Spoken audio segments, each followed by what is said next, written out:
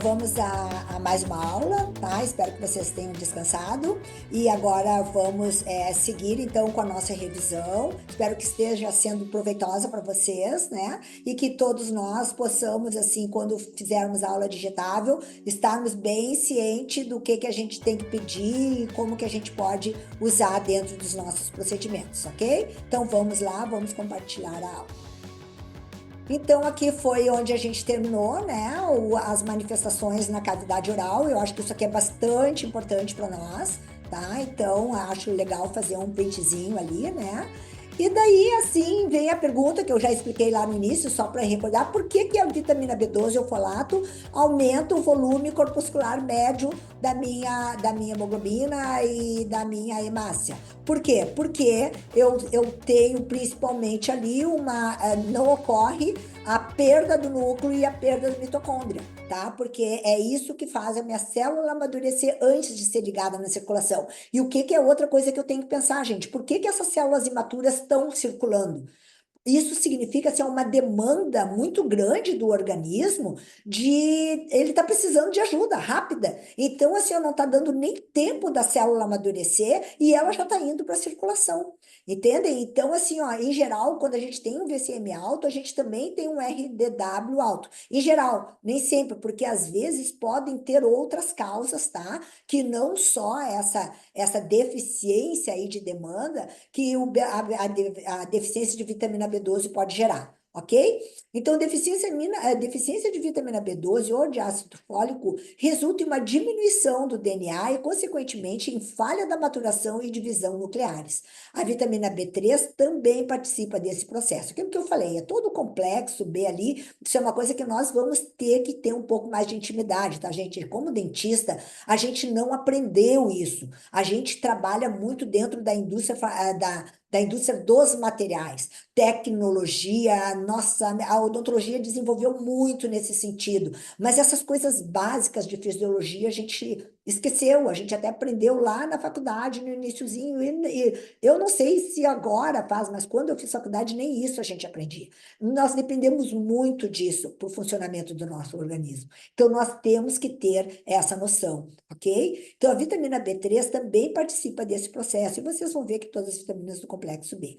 Tá? As células eritroblásticas da medula óssea, além de não conseguirem proliferar rapidamente, produzem eritrócitos maiores que os normais, denominados macrócitos. Por isso é chamado de macrocitose, ok? E aqui daí tem alguns trabalhos, eu sempre coloco algum mais relacionado à odontologia, tá, gente? Porque eu acho que é bem importante, é para isso que a gente está fazendo o curso. A vitamina B12, B6 e B9 e homocisteína e sua relação com a massa óssea em idosos. Por que eu estou falando isso? Gente, esse trabalho é muito legal, porque assim, ó, para nós, cirurgiões dentistas e todos os nossos trabalhos, nós estamos muito ligados à questão óssea. Nós precisamos muito de ter respostas ósseas. E o que acontece? Esse índice inflamatório, a homocisteína, que vocês vão ver mais adiante, ele está diretamente relacionado às perdas ósseas, à osteoporose. Então, assim, ó, vocês vão ver que a osteoporose, ela está diretamente relacionada aos problemas imunitários. E os problemas imunitários diretamente relacionados à anemia. Gente, uma coisa vai levando a outra. E nós precisamos saber disso. E agora vocês já viram como a gente tratar uma anemia. A importância, às vezes, a gente pode começar lá numa odontopediatria, a poder evitar que isso se manifeste na vida adulta. Já pensou que um odontopediatra pode evitar uma osteoporose, umas perdas dentárias, porque é assim que ela começa se manifestando? Então, é muito legal. Então, assim, ó, olhem só a questão. A cisteína, formada a partir da homocisteína, que é esse marcador inflamatório, a gente vai depois estudar, ela pode ser incorporada em enzimas e proteínas, podendo ter seu grupo SH convertido em pontes de sulfeto, necessária para a força e estabilidade de muitas proteínas, inclusive de colágeno. Nós temos que pensar que a nossa dentina é rica em colágeno, que o nosso osso é rico em colágeno, e é o colágeno tipo 1, tá, gente? E que nós precisamos, então, que a homocisteína seja quebrada, para que ela forme a cisteína, para que ela participe desse processo. A hiperhomocisteinemia, ou seja, quando a homocisteína não se quebra e começa a acumular no nosso organismo, é um fator de risco para a osteoporose e fraturas ósseas, pois atua bloqueando as reações da enzima lisil-oxidase, responsável pela síntese das ligações cruzadas do colágeno. Olha aqui, impactou no nosso colágeno de novo. E quando a gente que é dentista, a gente fala em colágeno, o pessoal da dentística pensa na dentina, o pessoal da pério e o pessoal da cirurgia e o pessoal da ortodontia pensa em osso, o pessoal da ROF pensa na pele, do colágeno da pele, do osso que está sendo destruído e que vai impactar no meu resultado estético. Gente, tudo isso está ligado, não é só o colágeno tipo 1, o colágeno tipo 2, é todos os colágenos, ele impacta, tá? Então, a carência de vitamina B12 associa-se a fraturas e a hiperhomocisteinemia. Aumenta em 69% a chance de fraturas de quadril. Só que nós temos que pensar que muito antes que o paciente frature o quadril, ele está perdendo dentes, porque é aqui que começa a osteoporose. Então, nós temos que pensar nisso. A perda do dente é um sinal de perdas importantes que o nosso organismo está tendo. E ele está tendo essa perda porque provavelmente seja por alguma deficiência lá na base. Gente, vamos olhar isso. Nós somos dentistas, nós somos profissionais de saúde. E isso vai impactar nos nossos resultados, tá? Anemia em idosos, de novo, tá, gente? Eu vou tocar muito nessa tecla, porque nós temos muito pacientes idosos. O pessoal que trabalha aí com implantes, o pessoal que trabalha com periodontia, com cáries de raiz, em geral, a gente tem pessoas um pouco mais velhas, tá? Então, é imprescindível que o diagnóstico diferencial da anemia na população idosa seja eficaz, pois esse dado pode mudar o tratamento e favorecer um melhor prognóstico para o nosso paciente. Esse diagnóstico pode ser obtido por meio de uma avaliação minuciosa de exames clínicos e laboratoriais, incluindo o hemograma para avaliação da contagem de glóbulos vermelhos, concentração de hemoglobina, nível de hematócrito e índices hematiméticos como VCM, HCM e MHCM, que é como eles chamam lá, concentração de hemoglobina corpuscular, e RDW. Gente, isso aqui a gente vê muito bem lá no curso de hemograma, no curso lá da odontologia biológica, mas assim, ó, o que que é importante a gente ver isso? A gente saber os índices fisiológicos e quando o paciente não estiver dentro disso, a gente saber as relações, lembrem disso, o RDW, a relação neutrófilo-linfócito, a gente vai falar um pouquinho mais sobre isso. Gente, isso é muito importante, eles são indicadores inflamatórios importantes e estão nos mostrando que o nosso paciente está em anemia e eu preciso fazer alguma coisa porque isso não vai impactar só na minha boca, que já é muita coisa porque é o meu trabalho, mas ele vai impactar na vida do meu paciente. Ok? Então, nós temos que nos dar conta disso. As disfunções tiroidianas podem ser induzidas por fármacos, pois medicamentos podem afetar a produção, regulação, secreção, transporte, ligação, metabolismo e absorção do T3 e T4. Devido às alterações nas concentrações hormonais, outras comorbidades podem se manifestar, e as principais estão relacionadas a alterações no metabolismo nutricional, como diabetes mellitus e a dislipidemia na função cardiovascular e também alterações na regulação do metabolismo do ferro e eritropoese, que pode desencadear um quadro de anemia. Gente, olha quanta coisa eu falei aqui.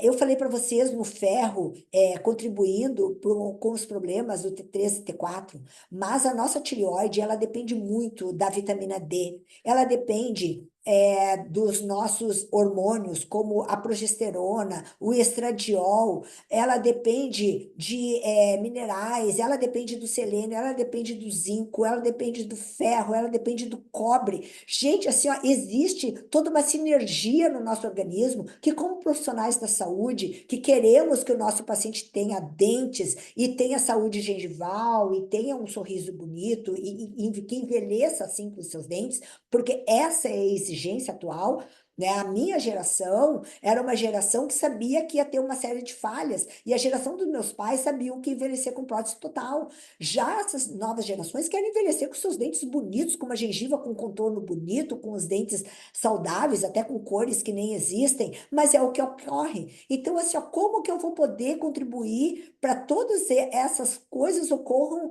na boca do meu paciente? É olhando o básico, é olhando lá o todo. Então, como profissional da saúde e como um bom cirurgião dentista e cirurgiã dentista, eu tenho que ter essas observações, ok?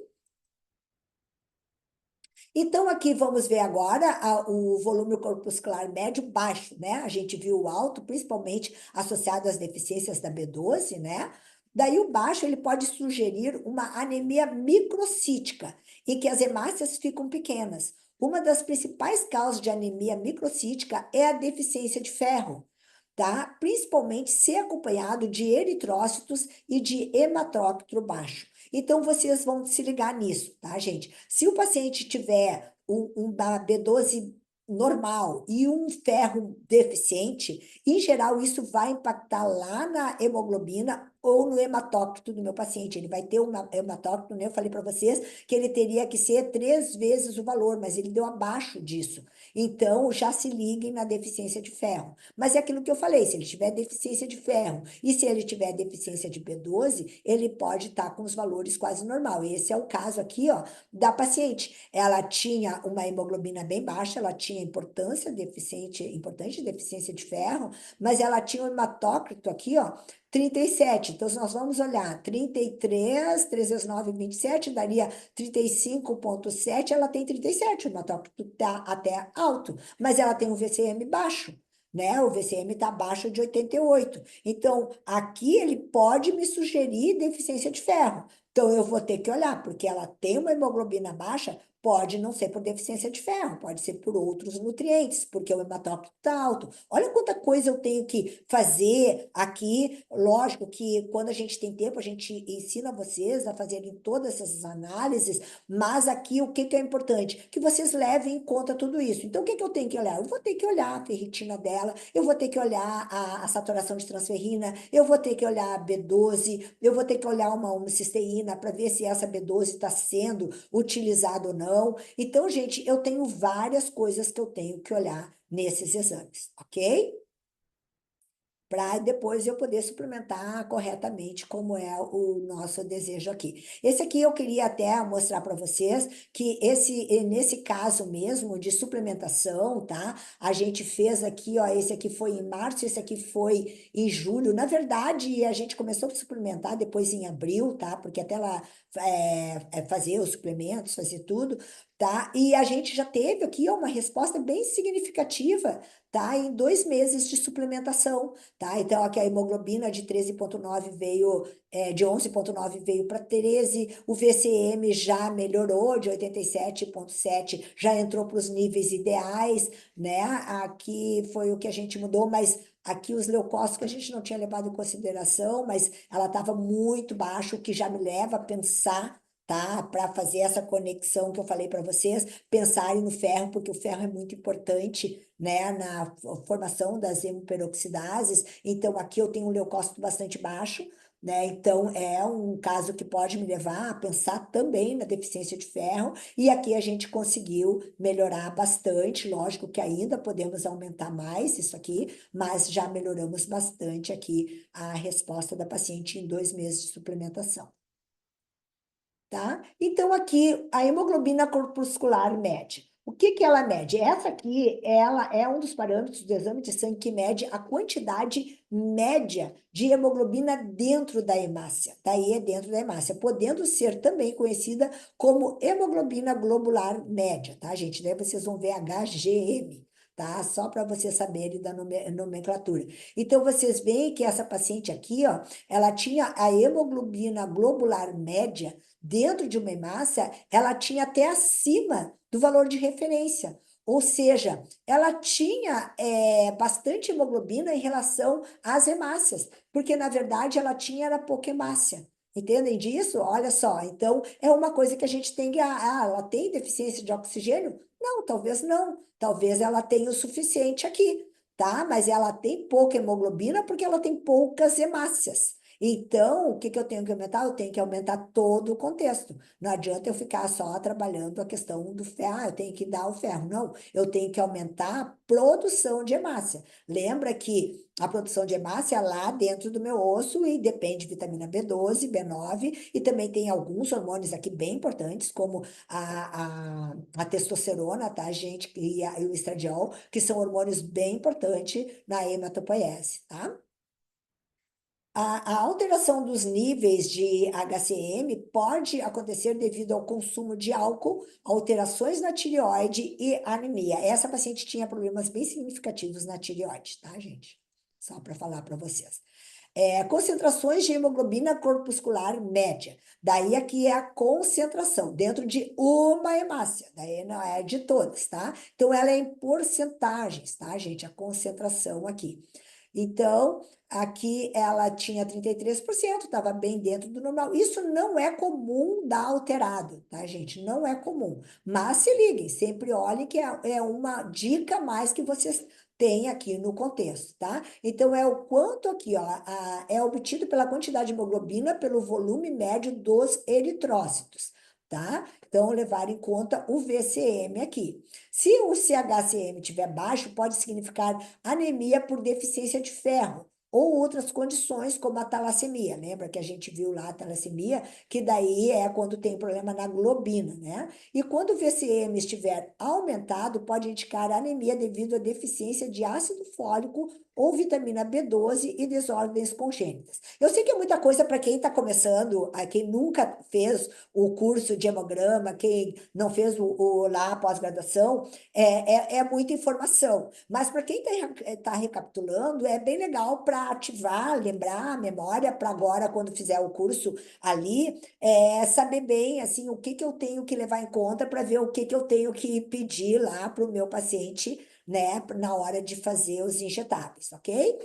E quando ele der alto, tá? Então pode ser uma doença falciforme ou hemoglobinopatias, tá? Na hemoglobina lá, tá, gente? A fragilidade dos eritrócitos permanece alta e uma dieta antioxidante e anti-inflamatória é super importante. Não só a dieta, como a gente está estudando para os injetáveis, tá? Vocês usarem os antioxidantes e os anti-inflamatórios nesse momento são bem importantes, tá? É bem importante. Nessa paciente aqui, gente, ó, ela tinha o HCM alto e o CHCM dela já estava mais normal, né? Aqui, é a mesma, tá? Então, só para dizer assim, ó, não é comum, mas às vezes pode acontecer. Então, se ele estiver baixo ou alto, vocês levem isso em conta e pensem em desoxidar e desinflamar os pacientes de vocês, ok?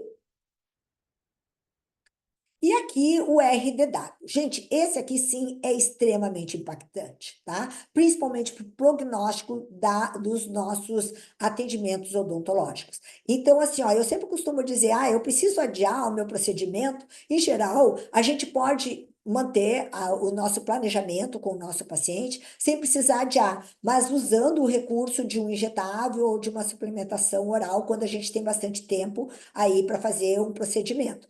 Porém, quando a gente tem um RDW mais alto, às vezes a gente tem que pensar, porque isso significa. Lembra quando eu falei que tem variações de sangue, de hemácias de vários tamanhos? O problema é tal que a nossa hemácia está vindo de qualquer jeito para a nossa circulação para tentar resolver o problema. Então, significa inflamação e inflamações importantes. Inflamações importantes vão impactar diretamente no resultado dos nossos trabalhos. Todos os trabalhos odontológicos são impactados com RDW alto, ok? Então, assim, ó, isso chama índice de anisocitose, tá? Que é a variação do tamanho das hemácias. É uma das medidas apresentadas no hemograma que indica a variação de tamanho das hemácias em comparação com a média. Essa variação de tamanho recebe o nome de anisocitose e o valor considerado normal nos adultos e crianças varia entre 11,6 e 15, que é o valor de referência. Mas a gente vai ver trabalhos onde as pessoas estão morrendo dentro desse valor de referência. E o que seriam considerados valores fisiológicos? No máximo 13. Tá, gente? Quanto mais perto do 11,6, melhor. Significa que nós temos hemácias eficientes, hemácias maduras e que nós não temos uma grande variação. Por quê? Porque estão morrendo. As velhas estão nascendo ali, as que são necessárias, e o nosso organismo está funcionando tudo tranquilo, ok? Temos que pensar lá na hematopoiese. Por que essa variação está aumentando? É porque tem muitas células morrendo e, para compensar, nossos ossos estão produzindo mais hemácias novas e que normalmente, então, mais novas do que normalmente, então essa variação alta significa doença presente, ok? Então ela está vindo, tem muitas velhas que estão morrendo, então o que acontece? O nosso organismo tem que produzir muito rápido células novas, e às vezes não é suficiente. Então ele lança células reticulócitos que ainda não largaram o núcleo, não amadureceram, tem células ali velhas, tem células novas que estão ali bem formadas, então nós vamos ver vários tipos de células ali. Então, nós temos a anisocitose, tá? Isso aqui é um dado bem importante de um trabalho que mostra que a cada 1% do aumento do RDW, aumenta a morte por todas as causas em 22%.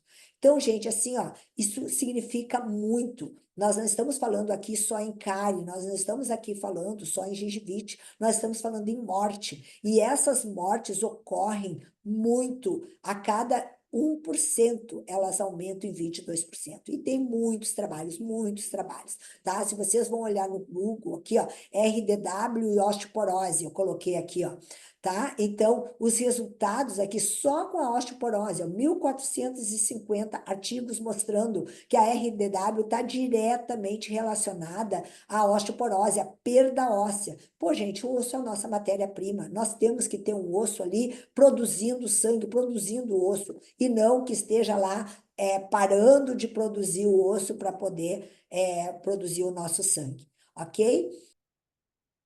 Então, gente, assim, aqui agora nós vamos falar sobre os leucócitos, tá? Então, leve em conta o RDW, tá? O RDW é extremamente importante. E agora nós vamos falar sobre os leucócitos. Eu tô correndo porque a gente não é para ser muitas aulas, tá? É para vocês poderem assistir tudo antes do curso lá do Renan, ok? Então, aqui nós vamos falar sobre os leucócitos e eu coloquei aqui desse trabalho que é muito legal, tá? Sobre os leucócitos. Então, mostrando assim, ó, que as descobertas mostraram que a contagem elevada de leucócito dentro de uma contagem normal, ou seja, da contagem dos valores de referência, tá, gente? Principalmente a contagem de neutrófilos e monócitos pode ser um prenúncio de aumento de inflamação sistêmica e doença subclínica. Além disso, os idosos que tendem a ter contagem de leucócitos altos, mas dentro do valor de referência, tá? Correm maior risco de câncer, doenças cardiovasculares, diabetes tipo 2, algumas outras condições relacionadas à idade e também aumentaram a mortalidade por todas as causas. Ok, gente? Então, assim, ó, vamos ficar dentro dos valores ideais, que é o que a gente deu para vocês lá, que é 4 a 6 mil. Passou disso, se liguem, tá? A contagem total de leucócitos, quando elevada, é denominada leucocitose e com frequência indica uma infecção. Uma contagem diminuída de leucócitos é considerada uma leucopenia, que pode sugerir, dentre outras etiologias, uma depressão da medula óssea, tá? Mas também anemias, né, gente? A gente já viu ali, deficiência de B12, deficiência de ferro. No leucograma, a contagem diferencial de leucócitos são apresentados os 5 tipos de células. Os granulócitos são aquelas que têm os granulozinhos, né, que são os neutrófilos, eosinófilos e basófilos, e os agranulócitos, os linfócitos e os monócitos, ok? Então, aqui tem aqui os leucócitos, isso aqui é um paciente que tem uma leucopenia, tá? Que está bem abaixo do valor de referência, né? Então, daí a gente vai atrás descobrir por quê. Vamos fazer uma cirurgia nesse paciente? Gente, o risco de infecção é muito alto, vocês não têm aqui defesas, vocês não têm as armas de vocês para fazer. Vocês estão com as metaloproteinases ativadas aqui para proteger. Então, se vocês vão fazer um tratamento, um movimento de tratamento ortodôntico importante, vocês podem ter uma reabsorção óssea exacerbada. Vocês vão fazer um tratamento endodôntico, vocês podem não ter a cicatrização. Vocês vão fazer uma restauração, isso vai atrapalhar a adesividade de vocês. Ah, meu, mas eu preciso fazer com urgência. Tudo bem, então vamos lá e vamos tratar o nosso paciente durante o nosso tratamento e no pós-operatório para que esse paciente receba do organismo o que ele precisa, receba lá dos injetáveis, receba da minha suplementação o que ele está precisando aqui, ok? Então, os valores de referência, né, são de 4 a 10 mil, os valores de ideais de 4 a 6.500, 6 mil.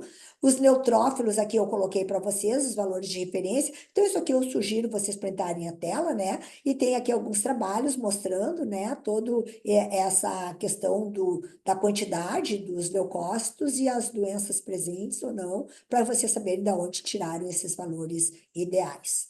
Tá? Então, aqui, né, nós temos os granulócitos, né, e aqui os agranulócitos. O neutrófilo é um dos granulócitos, tá? Que lembra que os granulócitos vêm lá das hemoproteínas, ok? Então, os neutrófilos são a nossa primeira linha de defesa, gente, é a nossa infantaria. Então, assim, ó, ele é o que mais tem, tá ali, e ele tem, nós sempre temos uma quantidade de plantão ali no nosso sangue, tá? Aquela quantidade mínima que nós vamos ter para ter uma resposta imediata caso o nosso organismo seja agredido. Porém, nós temos também os macrófagos que vêm lá dos monócitos, nós como os dentistas temos que saber disso, porque é dos monócitos, dos macrófagos que vem o nosso osteoclasto, né? Então, o nosso osteoclasto, quando a gente tem que pensar nisso, o nosso osteoclasto é o que vai chamar o nosso neutrófilo. Então, a gente sempre tem ali também os macrófagos de plantão, que é em torno de 4 a 6% de monócito.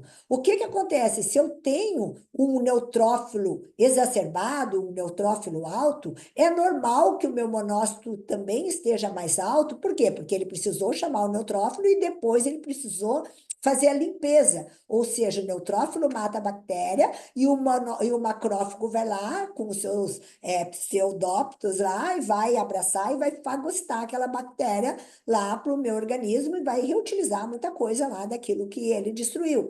Agora, esse macrófago, se tiver um monócito ativado com um neutrófilo normal, se liguem, gente, porque pode estar formando lá os osteoclastos, tá? Vocês têm que saber, como dentista, que o osteoclasto, ele não é uma célula óssea, ele é uma célula sanguínea, ok? Ela vem dos monócitos. E elas, nós vamos falar um pouco sobre isso, e elas se reúnem com objetivos definidos para fazer a reabsorção óssea. Às vezes é para ajudar aqui na nossa imunidade, daí é um tipo de macrófago, e às vezes é para lá, para remodelação óssea, e daí é outro tipo de macrófago. Então, tudo isso são conhecimentos novos que não se sabia, e todos eles vêm aqui do monócito. Então, o dentista tem que se ligar no monócito, ok? Tá? O monócito, ele não pode estar ativado sozinho, ele tem que estar ativado junto com o neutrófilo. Se ele estiver sozinho, se liguem, porque pode estar ocorrendo reabsorção óssea aí. Daí, se eu vou precisar de osso nesse momento, eu tenho que entrar lá com os injetáveis e contribuir com o meu organismo para que ele possa parar de requisitar os monócitos, os macrófagos ali, para ele poder fazer o trabalho que eu desejo, ok? Então, os neutrófilos, a primeira linha de defesa, eles são o tipo leucocitário mais abundante em circulação, constituem a primeira linha de reconhecimento e defesa contra agentes infecciosos do tecido. Tradicionalmente, iniciam uma inflamação aguda e são responsáveis por uma resposta imune pró-inflamatória eficaz. Por que que eu coloquei tradicionalmente aqui, gente? Porque vocês vão ver hoje trabalhos mostrando que o neutrófilo não tem só essa função. Tá? Os neutrófilos atuam em várias, aliás, todos eles atuam muito mais do que a gente imaginava e todos eles atuam em várias frentes, tipo time de futebol. Quando está perdendo, todo mundo vai jogar em tudo que é posição, depende de onde está precisando naquela hora, é ali que ele vai jogar. Então, assim, os neutrófilos, eles atuam normalmente, tradicionalmente, na primeira defesa, ok? Mas em doenças autoimunes, por exemplo, eles podem estar ativados também para evitar uma autoimunidade, eles podem estar ativados também para ajudar lá com os linfócitos em caso de vírus também, tá? Então tem trabalhos mostrando assim várias frentes que o neutrófilo ele pode estar ativando, tá? Então, a nossa ativação leucocitária, ela se dá pelos macrófagos, aquilo ali que eu falei. A gente já tem os monócitos lá, tá? De plantão lá, aquele em torno de 4 a 6%, que quando eles estão ali rodando a circulação e estão nos nossos tecidos, tá? Então, ao detectar a presença de micro-organismo, uma de lesão, uma agressão que seja, eles recrutam os neutrófilos. Eles vão chamar os neutrófilos também, que estão circulantes, para o local lesado por meio de um processo chamado recrutamento leucocitário. Gente, isso aqui é muito importante a gente saber, tá? Por que que quando eu tenho, por exemplo, uma lesão no local, isso não ocorre no meu corpo inteiro? Porque ocorre, tá, ali no local, o processo do recrutamento leucocitário. As células endoteliais daquele local, tá, elas vão expressar uma grande quantidade de moléculas de adesão. Então, vamos imaginar que eu escapou o garfo e eu machuquei a minha gengiva e lesionei aqui. Então, aqui, essas células endoteliais do meu tecido, elas vão expressar ali uma grande quantidade de moléculas de adesão. Essa ligação entre as moléculas de adesão faz com que os neutrófilos, que foram recrutados pelos macrófagos, que são os neutrófilos que estão ali circulando, tá, na corrente sanguínea, sejam trazidos para a margem dos vasos e rolem sobre aquelas células endoteliais. Tá? Dessa forma, ao ser provocada alguma ferida cirúrgica, haverá um recrutamento rápido de neutrófilos e o pós-operatório pode ser exacerbado. Mais inflamação, mais dor pós-operatória com resposta mais rápida. O que eu quis dizer com isso? Então, eu tenho aqui, machuquei ali o endotélio, ele lançou essas moléculas de adesão, o neutrófilo está vindo, e daí o neutrófilo vai se ligar ali, essas vasos, eles se abrem, tá? Para que esse neutrófilo atravesse e entre para minhas células para começar a defender a minha célula. O problema é se eu já tiver um paciente com neutrófilo ativado, se eu tiver um paciente que já tem uma grande quantidade de neutrófilo. Quando ocorre essa requisição leucocitária, o que ocorre é que vem muito neutrófilo, porque já tem muito neutrófilo na circulação. Então, a gente vai ter uma reação mais exacerbada. Então, assim, ó, se vocês vão fazer uma cirurgia, ou mesmo se vocês vão fazer uma restauração que seja, o que aconteceu? Vocês passaram a broca, vocês têm ali uma lesão que foi provocada agora e vocês vão ter uma resposta inflamatória mais exacerbada. Vocês vão ter mais degradação de colágeno ali para tentar que haja essa permeabilidade vascular para que esses neutrófilos cheguem até as células de vocês e tenham a resposta que vocês precisam. Entendem? Então, é muito importante o momento que nós vamos atender o nosso paciente. E nós olharmos se eles têm neutrófilos ativados, se eles tiverem uma anemia aí, nós temos que realmente pensar nas respostas mais exacerbadas que nós vamos ter, ok? Até para avisar de um pós-operatório, né? Vamos pensar numa ROF, a gente vai falar sobre isso, vai fazer ali, vocês vão ter um pós-operatório mais exacerbado. Então, aqui, os grânulos citoplasmáticos são distribuídos em 3 grandes grupos, tá, gente? Lembra lá os grânulos dos neutrófilos, tá? Vamos pensar nele.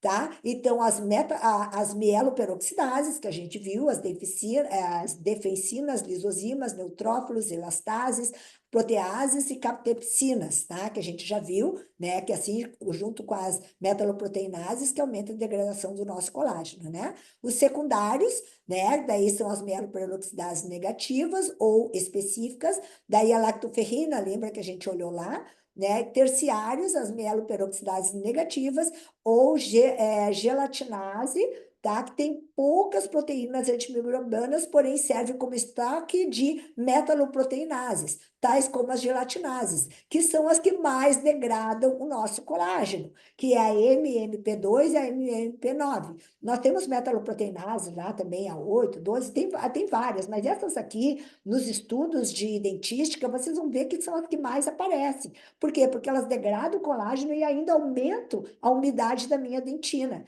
Então, existe toda uma preocupação para eu não fazer o ataque ácido na dentina para não ativar as metaloproteinases e as catepsinas. Porém, se eu tiver um neutrófilo alto, eu já tenho isso aqui ativado. Então, eu vou ter que usar todo aquele recurso de usar a clorexidina, lembra? Para desativar essas metaloproteinases, para reorganizar esse colágeno que foi degradado. Então, isso aí, gente, é uma coisa que a gente tem que saber e tem que usar, tá? Quando vamos fazer, isso aqui a gente explica bastante já no curso, tá, gente? Aqui é só para vocês entenderem o que está ocorrendo nesses momentos aí. Quando vamos fazer uma restauração que depende muito de adesividade, como uma classe 5, por exemplo, ou restauração em raiz, ou até uma faceta que tem partes em dentina expostas, nós temos que pensar em neutrófilo. Então, ajuda muito para vocês olharem isso e saberem como atuar e até avisar para o paciente de vocês, que daqui a pouquinho vocês podem ter algum problema ali que não depende do trabalho de vocês, e sim da saúde geral do paciente de vocês. Vocês vão tentar contribuir e ajuda com os injetáveis, porém, vocês vão depender da resposta do paciente de vocês, ok? As metaloproteinases são liberadas no organismo pelos neutrófilos, monócitos, macrófagos e fibroblastos. Olha só, então se vocês olharem o exame de sangue e vocês virem qualquer uma dessas aqui com número aumentado, vocês já tem que avisar isso para o paciente de vocês, tá, gente? Daí um dia coloca lá uma faceta que termina lá na região da raiz e daí começou a degradar lá. Pô, mas anotem lá na ficha, esse paciente tinha muito neutrófilo e pode ser que ele tenha tido um problema de umidade lá, e daí vocês não tiveram aquela adesividade que vocês poderiam ter devido à presença dessa umidade dentinária. Ok? Outro momento importante é durante uma movimentação ortodôntica, onde precisamos da metaloproteinases. Pode ocorrer uma exacerbação de reabsorção óssea devido aos neutrófilos já estarem circulante, aquilo que a gente já falou. Precisa ter a reabsorção óssea? Precisa, nos movimentos ortodônticos. Preciso das metaloproteinases? Preciso. Agora, se eu tiver um neutrófilo ativado, aumentado, o que vai acontecer? Eu vou ter uma reabsorção muito maior.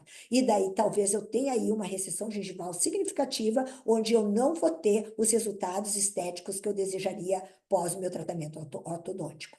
Pacientes com anemia e contagens elevadas de leucócitos podem enfrentar desafios adicionais durante procedimentos odontológicos, como o aumento na reabsorção óssea e potenciais recessões gengivais após tratamento ortodôntico.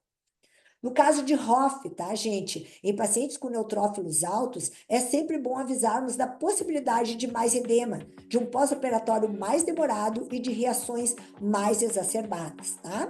A anemia, lembra por que do edema, né? Aquilo que eu já falei, os macrófagos já estavam ali residentes, requisitaram os neutrófilos, que vão daí aumentar a permeabilidade vascular para poder entrar nas células. Como já tem muito neutrófilo, então aumenta muito a permeabilidade e vocês vão ter ali um edema maior, tá? Na anemia, a má cicatrização se dá também pela quantidade de oxigênio diminuída. Então, isso são aqueles casos que às vezes demoram. Em geral, os pacientes de Hoff têm um resultado rápido, mas tem uns pacientes que demoram para cicatrizar, demoram para ter esse processo resolvido. Então, são pacientes que podem ter anemia, tá? Porque daí eles têm menos oxigenação ali no local também, que pode levar a um retardo da cicatrização. E aqui, gente, a questão do sangramento exagerado, tá? A perfusão tecidual, aquilo que eu falei, os macrófagos do local vão, que são residentes, eles vão aumentar a adesividade, que aumenta ali a perfusão sanguínea, e daí o que acontece é que a gente, para que eles entrem nas células, então vocês vão depender disso aí, desses fatores, para que vocês tenham mais ou menor perfusão sanguínea. Então, a perfusão, ela depende basicamente de 3 fatores: a volemia adequada, a quantidade de hemoglobina e conteúdo de oxigênio no sangue.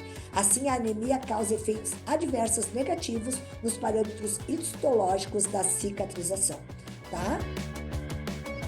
Então, aqui depois nós vamos entrar agora na neutrofilia e daí nós vamos para a próxima.